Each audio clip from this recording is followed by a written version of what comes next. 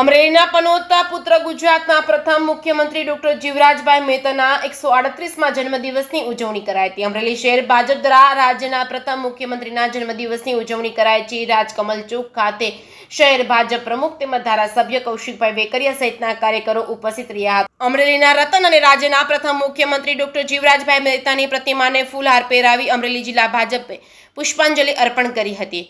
જે.કે. સિંહ ગુજરાતી સાથે જૈનિક સોજિત્રા અમરેલી।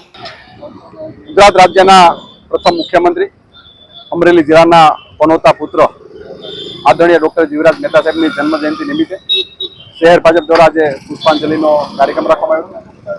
ખાસ કરીને ડોક્ટર જીવરાજ મહેતા સાહેબનું જે યોગદાન સમગ્ર રાજ્ય માટે ખૂબ મહત્વનું રહ્યું છે।